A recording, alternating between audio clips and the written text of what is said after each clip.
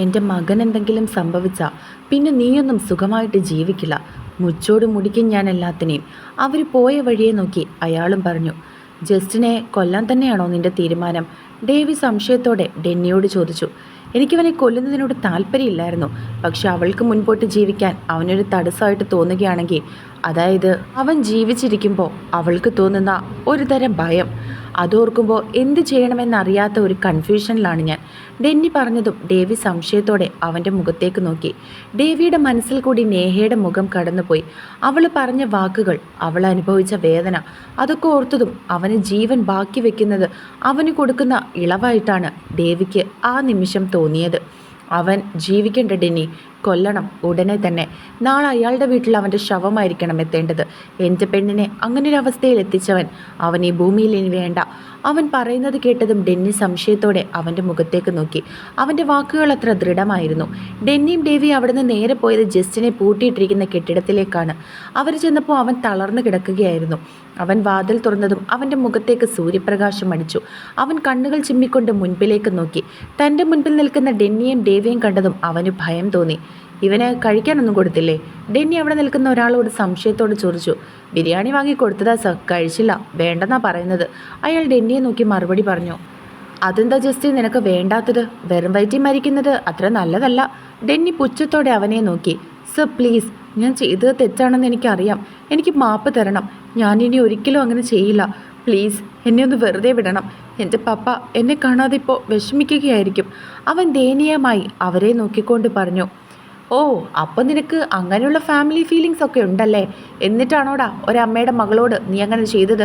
അവളോട് അങ്ങനെ കാണിച്ചപ്പോൾ നീ ഓർത്തില്ലേ അവൾക്കൊരു ഫാമിലി ഉണ്ടെന്ന്, അവളെ കാത്തിരിക്കാനും ഒരമ്മയുണ്ടെന്ന്? അതും പറഞ്ഞ് ഡേവി അവൻ്റെ കവിളിൽ ആഞ്ഞടിച്ചു. അവൻ നിലത്തേക്ക് ചെന്ന് വീണു.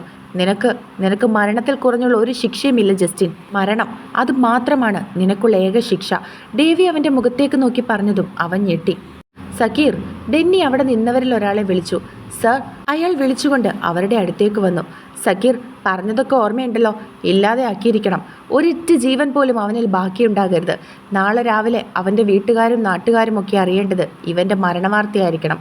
ഡെന്നി അയാളുടെ മുഖത്തേക്ക് നോക്കി പറഞ്ഞതും അയാൾ ശരിയെന്ന രീതിയിൽ തലയാട്ടി. അപ്പോൾ നമുക്കിനി അവിടെ വെച്ച് കാണാം, കേട്ടോടാ ജസ്റ്റിനെ. ഡേവി അവൻ്റെ നേരെ തിരിഞ്ഞുകൊണ്ട് മുകളിലേക്ക് കൈ ചൂണ്ടി പറഞ്ഞു. സർ പ്ലീസ് സർ, എന്നെ ഒന്നും ചെയ്യല്ലേ സർ, എന്നെ വെറുതെ വിടണം. അവൻ വീണ്ടും അവരുടെ മുഖത്തേക്ക് നോക്കി കെഞ്ചി. അങ്ങനെ നിന്നെ എനിക്ക് വെറുതെ വിടാൻ പറ്റില്ല ജസ്റ്റിൻ. അങ്ങനെ വെറുതെ വിട്ട് കഴിഞ്ഞാൽ നേഹയെപ്പോലെ ഒരുപാട് പെൺകുട്ടികളോട് ഞങ്ങൾ ചെയ്യുന്നൊരു തെറ്റായി പോകും. നിന്നെപ്പോലെ ഉള്ളവന്മാർ ശിക്ഷിക്കപ്പെട്ടാൽ മാത്രമേ നമ്മുടെ സമൂഹത്തിലുള്ള പെൺകുട്ടികൾക്ക് സ്വാതന്ത്ര്യമായിട്ട് ഇവിടെ ജീവിക്കാൻ കഴിയുള്ളൂ. ഡെന്നി അവൻ്റെ മുഖത്തേക്ക് നോക്കി പറഞ്ഞു. ജസ്റ്റിൻ, നീ ഇപ്പോൾ ഞങ്ങളോട് ജീവന് വേണ്ടി അപേക്ഷിക്കുന്നില്ലേ? നീ ഇപ്പോൾ അനുഭവിക്കുന്ന വേദനയുടെ ഇരട്ടിയാണ് അവൾ ഓരോ നിമിഷവും അനുഭവിച്ചുകൊണ്ടിരുന്നത്. തന്നെ കീഴടക്കി സ്വന്തമാക്കിയവൻ ആരാണെന്ന് പോലും അറിയാത്തൊരു പെണ്ണ്. സമൂഹത്തിൻ്റെ മുൻപിൽ നാണം കെട്ട് അവൾ ഇത്രയും ദിവസം ജീവിച്ചു. ഞങ്ങൾ അവൾക്കൊരു വാക്ക് കൊടുത്തിരുന്നു. അവളോട് അങ്ങനെ ചെയ്തത് ആരാണെന്ന് ഞങ്ങൾ കണ്ടെത്തി അവളുടെ മുൻപിൽ കൊണ്ടെത്തിക്കുമെന്ന്. ആ വാക്ക് ഞങ്ങൾ പാലിച്ചു കഴിഞ്ഞു. നിനക്ക് ശിക്ഷ വിധിക്കാൻ ഞങ്ങൾ കോടതിയുടെ സഹായമല്ല ചോദിച്ചത്. പകരം നിന്റെ ക്രൂരതയ്ക്ക് ഇരയായവളോട് തന്നെയാണ്. ശരിക്കും പറഞ്ഞാൽ അത് അനുഭവിക്കുന്നവർ വേണം അതിൻ്റെ ശിക്ഷ വിധിക്കാൻ. ഡെന്നി അവനോട് പറഞ്ഞതും അവൻ സംശയത്തോടെ ഡെന്നിയുടെ മുഖത്തേക്ക് നോക്കി. അവൾ വിധിച്ച ശിക്ഷ എന്താണെന്ന് നീയും കേട്ടതാണല്ലോ. അവൾ അനുഭവിച്ചത് മറ്റൊരു പെൺകുട്ടിയും ഇനി അനുഭവിക്കരുതെന്ന് കരുതിയിട്ടാണ് അവൾ നിനക്ക് മരണശിക്ഷ തന്നെ വിധിച്ചത്. ആരെയും ഉപദ്രവിക്കാൻ അറിയാത്ത, ആരെയും വേദനിപ്പിക്കാൻ അറിയാത്ത അവൾ നിനക്ക് മരണശിക്ഷ പറയണമെങ്കിൽ അവൾ അനുഭവിച്ചത് അത്ര വലുതായിരിക്കണം ജസ്റ്റിൻ. ഇനി അവൾക്ക് മുൻപോട്ട് ജീവിക്കണമെങ്കിൽ അതിൽ തടസ്സമായിട്ട് നീ ഉണ്ടാകാൻ പാടില്ല. നിന്റെ മുഖം കാണുന്തോറും അവൾക്ക് ജീവിക്കണമെന്നുള്ള മനസ്സില്ലാതെയാകും. ഒരിക്കലും അവൾക്കങ്ങനെ ഉണ്ടാകാൻ പാടില്ല. കാരണം എനിക്ക് വേണം എൻ്റെ പെണ്ണിനെ നോർമലായിട്ട് തന്നെ. ഞാൻ അവളെ തൊടുന്ന ഓരോ നിമിഷവും അവളുടെ മനസ്സിൽ നിന്റെ മുഖം വരാൻ പാടില്ല. ഞങ്ങൾക്കിടയിൽ നിന്റെ ഓർമ്മ പോലും വരാൻ പാടില്ല. അതിന് നീ മരിച്ചേ പറ്റുള്ളൂ. ഡേവിയും അവൻ്റെ മുഖത്തേക്ക് നോക്കി പറഞ്ഞു. തൻ്റെ വിധി ഇനി മരണം തന്നെയാണെന്ന് ജസ്റ്റിൻ മനസ്സിൽ ഉറപ്പിച്ചു. അതോർത്തതും അവൻ്റെ കണ്ണിൽ നിന്നും കണ്ണുനീർ വന്നിരുന്നു. എന്നാൽ ആ കണ്ണുനീർ കണ്ട് ഡെന്നിക്കും ഡേവിക്കും വെറും പുച്ഛം മാത്രമാണ് തോന്നിയത്. സക്കീറിനെ കണ്ണു കാണിച്ചതിന് ശേഷം അവർ രണ്ടുപേരും അവിടെ നിന്നും മടങ്ങിപ്പോയി. അടുത്ത പീരീഡ് സാറ് വരാൻ വേണ്ടി വെയിറ്റ് ചെയ്തിരിക്കുകയാണ് വൈകയും വൈഷുവും ശ്രീയും. ശ്രീ, നേഹ ഇന്ന് എന്താ വരാഞ്ഞത്? അവൾ ചേട്ടന്മാരോടൊപ്പം എവിടെ പോയതാ? വൈക സംശയത്തോടെ അവളോട് ചോദിച്ചു. എനിക്കറിയില്ലടി, ഞാൻ ചോദിച്ചിട്ട് ഇച്ചായൻ എന്നോടൊന്നും പറഞ്ഞില്ല. ശ്രീ അവരെ നോക്കി മറുപടി പറഞ്ഞു. എനിക്ക് തോന്നുന്നത് ഡേവി ചേട്ടൻ്റെ മനസ്സിലുള്ള കാര്യം അവളോട് തുറന്നു പറയാൻ പോയതായിരിക്കുമെന്നാ. അല്ലേ? വൈഷു എന്തോ ഓർത്തതുപോലെ അവളോട് പറഞ്ഞു. അപ്പോൾ നിങ്ങൾക്കെല്ലാവർക്കും അറിയായിരുന്നോ അങ്ങനെ ഒരു ഇഷ്ടം അവർക്കിടയിലുണ്ടെന്ന്? അവൾ സംശയത്തോട് ചോദിച്ചു. ഞങ്ങൾക്കറിയായിരുന്നടി, പിന്നെ നീയും ഡെന്നി ചേട്ടനും തമ്മിലെന്ന് വഴക്കായതുകൊണ്ടാണ് ഞങ്ങൾ ഇതിനെപ്പറ്റി ഒന്നും സംസാരിക്കാഞ്ഞത്. വൈക അവളെ നോക്കി മറുപടി പറഞ്ഞു. എനിക്കറിയില്ലായിരുന്നു, ഇച്ചായൻ പറഞ്ഞപ്പോഴാണ് ഞാൻ അറിഞ്ഞത്. ശ്രീ പറഞ്ഞു. ഡേവി ചേട്ടന് അവളോടുള്ള ഇഷ്ടം തോന്നിയത് അവളുടെ ഭാഗ്യമാണെന്ന് മാത്രമേ ഞാൻ പറയുള്ളൂ. ഡേവി ചേട്ടനെ ആരാ ജീവിതത്തിലേക്ക് ആഗ്രഹിക്കാത്തത്? ഇത്രയും കൂളായിട്ടുള്ള ഒരു മനുഷ്യനെ ഞാൻ എൻ്റെ ജീവിതത്തിൽ കണ്ടിട്ടില്ല. നമുക്ക് എന്ത് വേണമെങ്കിലും ചേട്ടനോട് തുറന്നു പറയാം. എല്ലാം ചിരിച്ചുകൊണ്ട് കേട്ടോണ്ട് നിൽക്കും. വൈക ചിരിയോടെ അവളെ നോക്കി പറഞ്ഞു. അതെ, ജോൺ ചേട്ടനെ പോലെ അല്ലേടി? വൈഷു വൈകയെ കളിയാക്കി. ഓ പിന്നെ, അങ്ങേരെയും ഡേവി ചേട്ടനെയും തമ്മിൽ കമ്പയർ ചെയ്യാൻ ഒരിക്കലും പറ്റില്ല. വൈക അതിനെ പുച്ഛിച്ചുകൊണ്ട് പറഞ്ഞതും ശ്രീ സംശയത്തോടെ അവളുടെ മുഖത്തേക്ക് നോക്കി. സാധാരണ അവനെപ്പറ്റി പൊക്കി പറയേണ്ട വൈക ഇന്ന് അങ്ങനെ പറഞ്ഞതും ശ്രീ എന്താണെന്നുള്ള അർത്ഥത്തിൽ വൈഷുവിൻ്റെ മുഖത്തേക്ക് നോക്കി. വൈഷു അവർ തമ്മിൽ ഉടക്കാണെന്ന് കൈകൊണ്ട് ആക്ഷൻ കാണിച്ചു. അത് കണ്ടതും ശ്രീ ചിരിച്ചു. നീ എന്തിനാ ജോൺ ചേട്ടനോട് തെറ്റിയത്? ശ്രീ സംശയത്തോടെ അവളെ നോക്കി. അങ്ങേർക്ക് 24 മണിക്കൂർ ഞാൻ പഠിച്ചുകൊണ്ടിരുന്ന അത്രേ സന്തോഷം. എനിക്ക് തോന്നുന്നു അങ്ങേരൊരു അധ്യാപകനായതിൻ്റെ കൂടെ ഒരു സൈക്കോ കൂടി ആയിട്ടുണ്ടെന്ന്. നിനക്കറിയോ ശ്രീ, ഞങ്ങൾ തമ്മിൽ വഴക്കൊക്കെ മാറി ഇഷ്ടത്തിലായി തുടങ്ങിയിട്ട് ഇപ്പം എത്ര ദിവസമായി? ഇത്രയും ദിവസത്തിനിടയ്ക്ക് അങ്ങേരെന്നെ വിളിക്കുകയും മെസ്സേജ് അയക്കുകയും ഒക്കെ ചെയ്യാറുണ്ട്. നീ തന്നെ പറ, രണ്ടുപേരും തമ്മിൽ ഇഷ്ടത്തിലായി അവർ തമ്മിൽ വിളിക്കുമ്പോഴും മെസ്സേജ് അയക്കുമ്പോഴും സാധാരണ എന്താ സംസാരിക്കാറുള്ളത്? വൈക സംശയത്തോടെ അവളുടെ മുഖത്തേക്ക് നോക്കി ചോദിച്ചു. ശ്രീ ഇവളെന്താ ഈ പറയുന്നത് എന്നുള്ള അർത്ഥത്തിൽ വൈഷുവിൻ്റെ മുഖത്തേക്ക് നോക്കി. വൈഷു അവിടെ ചിരി കടിച്ചു പിടിച്ചിരിക്കുകയാണ്. എടി, നീ ഞാൻ ചോദിച്ചതിന് ഉത്തരം പറ. എന്താ രണ്ട് ലവേഴ്സ് തമ്മിൽ സംസാരിക്കുന്നത്? ശ്രീ വൈഷുവിനെ നോക്കി പറഞ്ഞതും വൈക വീണ്ടും സംശയത്തോടെ അവളോട് ചോദിച്ചു. അത് റൊമാൻറ്റിക് ആയിട്ടൊക്കെ. ശ്രീ അവളോട് പറഞ്ഞു. ആണല്ലോ, ഇതൊക്കെയാണല്ലോ സംസാരിക്കുന്നത്. പക്ഷേ ഇങ്ങനെ സംസാരിക്കുന്നത് എന്താണെന്നറിയോ? ശ്രീ ചോദിച്ചതും അവൾ ഇല്ല എന്നുള്ള അർത്ഥത്തിൽ തലയാട്ടി. ഇങ്ങനെ പഠിപ്പിക്കുന്ന വിഷയവും പഠിക്കുന്ന കാര്യവും അല്ലാതെ എന്നോട് ഒന്ന് റൊമാൻറ്റിക് ആയിട്ട് സംസാരിച്ചിട്ട് കൂടിയില്ല. ഇങ്ങനെ പ്രേമിച്ച സമയത്ത് വേറെ ആരെങ്കിലും പ്രേമിച്ചാൽ മതിയായിരുന്നു. വൈക അവളെ നോക്കി പറഞ്ഞു. നിനക്കല്ലായിരുന്നോ പഠിക്കണമെന്ന് മാത്രം ചിന്തയുണ്ടായിരുന്നത്? അതുകൊണ്ടല്ലേ നീ ജോൺ ചേട്ടനെ വേണ്ടാന്ന് പോലും വെച്ചത്? അതുകൊണ്ടായിരിക്കും ചിലപ്പോൾ ജോൺ ചേട്ടൻ നീ പഠിക്കട്ടെ എന്ന് കരുതി അതിനെപ്പറ്റി മാത്രം സംസാരിക്കുന്നത്. റൊമാൻറ്റിക്കായിട്ട് സംസാരിക്കാത്തതും അതുകൊണ്ടായിരിക്കും. ശ്രീ അവളെ നോക്കി പറഞ്ഞു. അങ്ങേരുടെ തേങ്ങ. ശ്രീ പറയുന്നത് കേട്ടതും വൈക പുച്ഛിച്ചു. ഡി, വൈഷു അവളെ തോണ്ടി വിളിച്ചു. ചുമ്മാ ഇരിക്കടി, ഇവള് പറഞ്ഞതിനുള്ള മറുപടി ഞാനൊന്ന് പറയട്ടെ. ശ്രീ, ഞാൻ പഠിക്കണമെന്നുള്ള ആഗ്രഹം കൊണ്ടൊന്നുമല്ല അങ്ങേരിങ്ങനെ പറഞ്ഞുകൊണ്ടിരിക്കുന്നത്. എനിക്ക് തോന്നുന്നത് അങ്ങേര് പണ്ടത്തെ വാശി ഇപ്പോഴും എന്നോട് കാണിക്കുകയാണെന്നാ. അന്ന് ഞാൻ ഈ കാര്യം പറഞ്ഞാണല്ലോ അങ്ങേരെ വേണ്ടെന്ന് വെച്ചത്. അതിൻ്റെ ദേഷ്യം മുഴുവൻ അങ്ങേര് ഇതിൽ കൂടി തീർക്കുക. വൈക ശ്രീയെ നോക്കി സംശയത്തോടെ പറഞ്ഞു. അതെടി, അങ്ങനെ തന്നെയാ. പെട്ടെന്ന് പുറകിൽ നിന്നും ആരോ പറഞ്ഞു. ആ അതാ ഞാൻ അവൾ പറയാൻ തുടങ്ങിയത് പെട്ടെന്ന് എന്തോ ആലോചിച്ചതുപോലെ തിരിഞ്ഞു നോക്കി. ഏട്ടൻ. അവനെ കണ്ടതും അവൾ അറിയാതെ പറഞ്ഞു പോയി. അവൻ കൈകൾ രണ്ടും മാറിൽ കെട്ടി അവളെ നോക്കിക്കൊണ്ട് നിൽക്കുകയായിരുന്നു. അവനെ കണ്ടതും അവൾ നല്ലതുപോലെ ഒന്ന് ചിരിച്ചു കാണിച്ചു. എന്നാൽ അവിടെ അവൻ്റെ മുഖത്ത് ദേഷ്യം മാത്രമായിരുന്നു. ഇവളുടെ കാര്യത്തിൽ ഒരു തീരുമാനമായി എന്ന് തോന്നുന്നു. അവനെ കണ്ടതും വൈഷു പതിയെ ശ്രീയോട് പറഞ്ഞതും ശ്രീ ദയനീയമായി അവളുടെ മുഖത്തേക്ക് നോക്കി.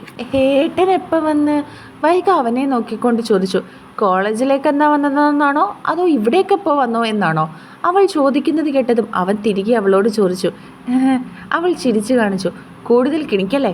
നിനക്ക് എന്നെ പ്രേമിക്കുന്ന സമയത്ത് വേറെ ആരെങ്കിലും പ്രേമിച്ചാൽ മതിയായിരുന്നു അല്ലേ? മറ്റുള്ള കുട്ടികൾ കേൾക്കാതെ അവർ 3 പേരും മാത്രം കേൾക്കാൻ പാകത്തിന് അവൻ അവളെ നോക്കി ചോദിച്ചു. അതൊക്കെ ഞാൻ ചുമ്മാ പറയുന്നതല്ലേ ഏട്ടാ, എനിക്ക് എൻ്റെ ഏട്ടനെ മാത്രം മതി.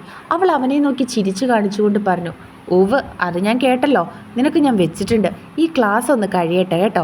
എൻ്റെ പൊന്നുമോളെ കൊണ്ട് ഞാൻ വേറെ പ്രേമിപ്പിക്കുന്നുണ്ട്. അവൻ അവളെ ഒന്ന് അടിമുടി നോക്കിക്കൊണ്ട് പറഞ്ഞതും അവൾ വീണ്ടും അവനെ നോക്കി വെളുക്കനെ ഒന്ന് ചിരിച്ചു കാണിച്ചു. ഇരിക്കി. അവൻ അവരെ 3 പേരെ നോക്കി പറഞ്ഞതും അവർ 3 പേരും അവിടെ ഇരുന്നു. അവൻ ക്ലാസ്സിലേക്ക് വന്നതും കുട്ടികളെല്ലാം ക്ലാസ്സിലേക്ക് കയറിയിരുന്നിരുന്നു. എല്ലാവരും ഞാൻ കഴിഞ്ഞ ക്ലാസ്സിൽ പഠിപ്പിച്ച കാര്യമൊക്കെ പഠിച്ചിട്ടാണല്ലോ വന്നിരിക്കുന്നത് അല്ലേ?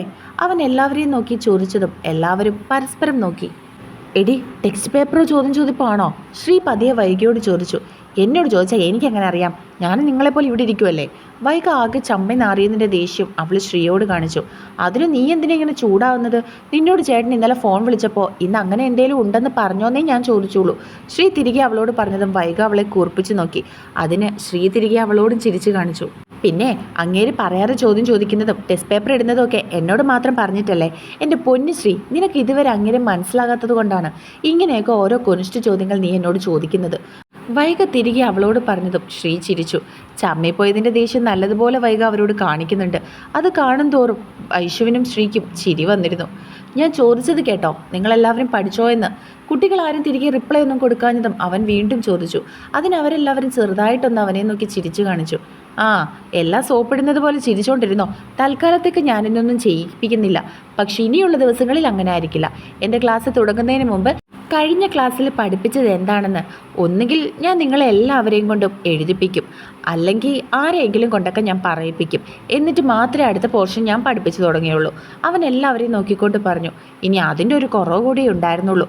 വൈഗ അടുത്തിരുന്ന ശ്രീയെയും വൈശുവിനെയും നോക്കി പതിയെ പറഞ്ഞതും അവർ രണ്ടുപേരും പരസ്പരം നോക്കി ചിരിച്ചു. അവൻ വീണ്ടും ക്ലാസ് എടുക്കാൻ തുടങ്ങി. ഇപ്പം നേരത്തെ പോലെ അല്ലായിരുന്നു വൈഗ. അവൻ്റെ ക്ലാസ്സിൽ നല്ലതുപോലെ അവൾ ശ്രദ്ധിച്ചിരിക്കും. ഇല്ലെങ്കിൽ അവൻ നന്നായിട്ട് പണി കൊടുക്കുമെന്ന് അവൾക്ക് നന്നായിട്ട് അറിയാം. അവൻ ക്ലാസ് എടുക്കാൻ തുടങ്ങിയതും കുട്ടികളെല്ലാവരും സൈലൻ്റായി. എല്ലാവരും അവനിലേക്ക് മാത്രം ശ്രദ്ധ കേന്ദ്രീകരിച്ചു. സർ, പെട്ടെന്നാണ് ക്ലാസ്സിലെ വാതിലിൽ ഒരു പെണ്ണിൻ്റെ ശബ്ദം കേട്ടത്. അത് കേട്ടതും എല്ലാവരും അങ്ങോട്ടേക്ക് നോക്കി. അവരുടെ ഡിപ്പാർട്ട്മെൻറ്റിലെ തന്നെ മറ്റൊരു മിസ്സായിരുന്നു നിമ്മി. ഒരു ഒഴുക്കൻ സാരിയാണ് അവളുടെ വേഷം. നല്ല വെളുത്ത് സ്കെൽറ്റ് പോലൊരു പെൺകുട്ടി. അത്യാവശ്യം മോഡേൺ ആണെന്ന് അവളുടെ ഒരുക്കം കണ്ടാൽ അറിയാം. സാരിക്ക് ചേരുന്ന കമ്മലും വളയും ഒക്കെ ഇട്ടിട്ടുണ്ട്. അവൾ വിളിക്കുന്നത് കേട്ടതും അവനും അങ്ങോട്ടേക്ക് നോക്കി. അവളെ കണ്ടതും അവൻ എന്താണെന്നുള്ള അർത്ഥത്തിൽ അവളെ നോക്കി ചോദിച്ചു. അവൾ ചിരിച്ചുകൊണ്ട് അവനെ അവളുടെ അടുത്തേക്ക് വിളിച്ചു. അവൻ ടെക്സ്റ്റ് ടേബിളിൽ വെച്ചിട്ട് അവളുടെ അടുത്തേക്ക് ചെന്നു. എന്താ നിമ്മി? അവൻ സംശയത്തോടെ അവളോട് ചോദിച്ചു. ഒന്നുമില്ല, ഒരു ഡൗട്ട് ചോദിക്കാനായിരുന്നു. അതും പറഞ്ഞ് അവൾ അവളുടെ കയ്യിലിരുന്ന ടെക്സ്റ്റ് അവനെ കാണിച്ചുകൊണ്ട് എന്തൊക്കെയോ അവനോട് ചോദിക്കാൻ തുടങ്ങി. അവനാണെങ്കിൽ അവൾ പറയുന്നത് ശ്രദ്ധിച്ച് നോക്കിക്കൊണ്ട് നിന്നു. ഇവരും ഈ വിഷയം തന്നെയാണോ പഠിപ്പിക്കുന്നത്? വൈഗ അത് കണ്ട് സംശയത്തോടെ അവരോട് രണ്ടുപേരോടും ചോദിച്ചു. അല്ലല്ലോ, അവരുടെ സബ്ജക്റ്റിൻ്റെ സംശയം ഇവരെന്തിനാ ജോൺ ചേട്ടനോട് ചോദിക്കുന്നത്? ശ്രീയും അത് കണ്ട് സംശയത്തോടെ നിന്നു. നിനക്കൊരു കാര്യം അറിയോ? നമ്മുടെ ജോൺ സാറിനോട് ഈ മിസ്സിനൊരു ഇഷ്ടവും ക്രഷും ഒക്കെ ഉണ്ട്. പെട്ടെന്ന് പുറകിലിരുന്ന ഒരു പെൺകുട്ടി അവളുടെ അടുത്തിരുന്ന മറ്റൊരു പെൺകുട്ടിയോട് പറഞ്ഞു. അത് കേട്ടതും വൈഗയും ശ്രീയും വൈശുവും അവളുടെ വാക്കുകളെ ശ്രദ്ധിക്കാനായിട്ട് തുടങ്ങി. ശരിക്കും? ആ പെൺകുട്ടി മറ്റേ പെൺകുട്ടിയോട് വിശ്വാസം വരാത്തതുപോലെ ചോദിച്ചു. അതേനെ, ശരിക്കും. നമ്മുടെ ഡിപ്പാർട്ട്മെൻറ്റിലെ തന്നെ ലിൻഡ മിസ് ഇല്ലേ? ആ മിസ് എൻ്റെ വീടിനടുത്താ. ഞാനും മിസ് നല്ല കൂട്ടാ. മിസ്സാണ് എന്നോട് പറഞ്ഞത്. മിസ്സിൻ്റെ ഫ്രണ്ടല്ലേ ഈ നിമ്മി മിസ്. നിമ്മി മിസ്സിന് ജോൺ സാറിനോട് ക്രഷോ പ്രേമമോ അങ്ങനെ എന്തൊക്കെയോ ഉണ്ടെന്ന്. പക്ഷെ അത് സാറിനറിയില്ല. സാറിനോട് മാക്സിമം ഒട്ടാനാണ് മിസ്സ് നോക്കുന്നത്. മിക്കവാറും നമുക്കൊരു കല്യാണ സദ്യ ഉടനെ കൂടാൻ പറ്റും. ആ പെൺകുട്ടി ചിരിച്ചുകൊണ്ട് അടുത്തിരുന്ന പെൺകുട്ടിയോട് പറഞ്ഞു. അല്ലെങ്കിലും നമ്മുടെ ജോൺ സാറിനെ ആർക്കാ ഇഷ്ടപ്പെടാത്തത്? എന്ത് സുന്ദരനാ സാറ്. സാറിനെ കല്യാണം കഴിക്കുന്ന പെൺകുട്ടി എന്തായാലും ഭാഗ്യം ചെയ്തതായിരിക്കും അല്ലേ? ഇനി നിമ്മി മിസ്സാണോ ആ ഭാഗ്യവതി? ആ പെൺകുട്ടി സംശയത്തോടെ ചോദിച്ചു. ആർക്കറിയാം, എന്തായാലും മിസ്സ് ജോൺ സാറിനോട് ഉടനെ തന്നെ ഇഷ്ടം പറയുമെന്നാണ് എനിക്ക് തോന്നുന്നത്. ജോൺ സാറിനോട് ഇഷ്ടം പറഞ്ഞതിന് ശേഷം വീട്ടിൽ കാര്യങ്ങൾ അവതരിപ്പിക്കാനാണ് മിസ്സിൻ്റെ താല്പര്യം. മിസ്സിൻ്റെ ബെസ്റ്റ് ഫ്രണ്ടാണ് ലിൻഡ മിസ്. ഈ മിസ് ലിൻഡ മിസ്സിനോട് എല്ലാ കാര്യവും പറയും. ഞങ്ങൾ രണ്ടുപേരും വൈകിട്ട് ഒന്നിച്ച് നടന്നു പോകുമ്പോൾ മിസ് എന്നോടും കോളേജിലെ കാര്യങ്ങളെല്ലാം പറയാറുണ്ട്. അവർ പരസ്പരം പറയുന്നത് കേട്ടതും ശ്രീയും വൈശുവും വൈഗയുടെ മുഖത്തേക്കാണ് നോക്കിയത്.